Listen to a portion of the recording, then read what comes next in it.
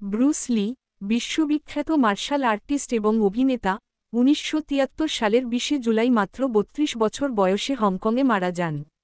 তার মৃত্যু আজও একটি রহস্য হিসেবে বিবেচিত হয়, কারণ এর পেছনের প্রকৃত কারণ নিয়ে বিভিন্ন তত্ত্ব এবং জল্পনা রয়েছে।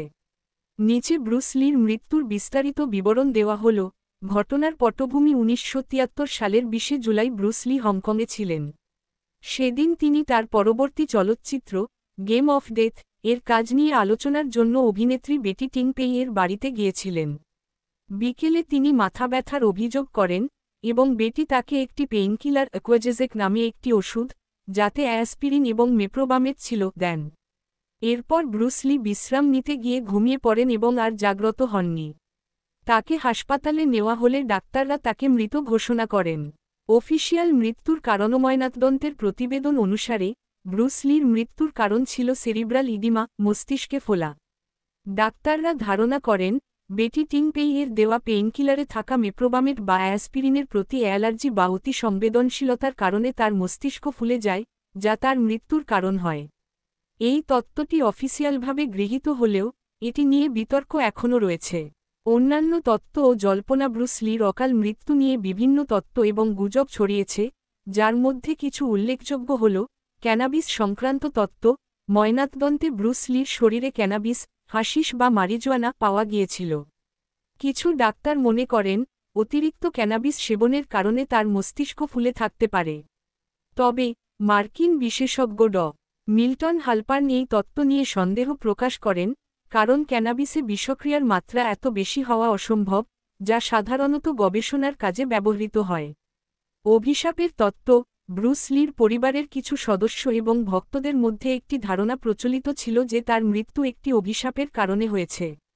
গুজব অনুসারে, ব্রুস লির বাবা লি হই চুয়েন ব্যবসায়িক কারণে কিছু চীনা ব্যবসায়ীকে ক্ষুব্ধ করেছিলেন। তারা তাকে অভিশাপ দিয়েছিলেন যে তার পরিবারের পুরুষ সদস্যরা অকালে মৃত্যুবরণ করবে। ব্রুস লির বড় ভাইয়ের অকাল মৃত্যুর পর এই ধারণা আরও জোরালো হয়।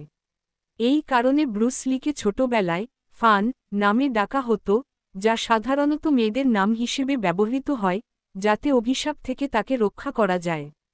ত্রিপক্ষীয় ষড়যন্ত্র, কিছু লোক মনে করেন, ব্রুস লি চীনা ত্রিপক্ষীয় গ্যাং বা মাফিয়ার দ্বারা বিষপ্রয়োগে হত্যা করা হয়েছিল। এই তত্ত্বের পক্ষে কোনো সুনির্দিষ্ট প্রমাণ নেই, তবে তার জনপ্রিয়তা এবং প্রভাবের কারণে কিছু গোষ্ঠী তার প্রতি ঈর্ষান্বিত ছিল বলে ধারণা করা হয়। অতিরিক্ত শারীরিক চাপ, ব্রুস লি তার শরীরকে চরম শারীরিক প্রশিক্ষণের মধ্য দিয়ে রাখতেন।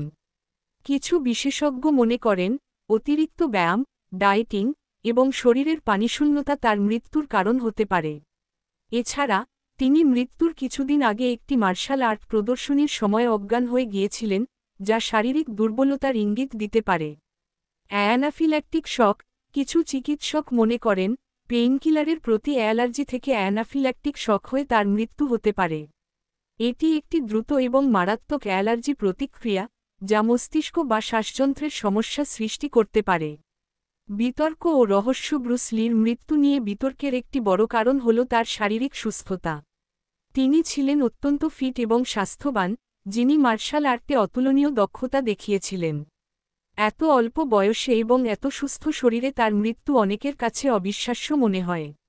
এছাড়া, ময়নাতদন্তে কোনো সুস্পষ্ট বিষক্রিয়া বা হত্যার প্রমাণ পাওয়া যায়নি, যা বিভিন্ন ষড়যন্ত্র তত্ত্বের জন্ম দিয়েছে।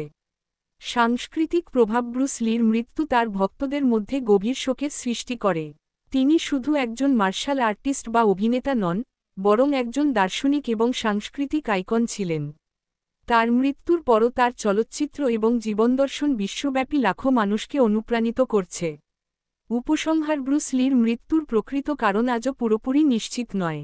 অফিসিয়ালভাবে সেরিব্রাল ইডিমাকে তার মৃত্যুর কারণ হিসেবে ধরা হলেও, ক্যানাবিস, অভিশাপ, ষড়যন্ত্র, বা শারীরিক চাপের মতো বিভিন্ন তত্ত্ব এই ঘটনাকে রহস্যময় করে রেখেছে।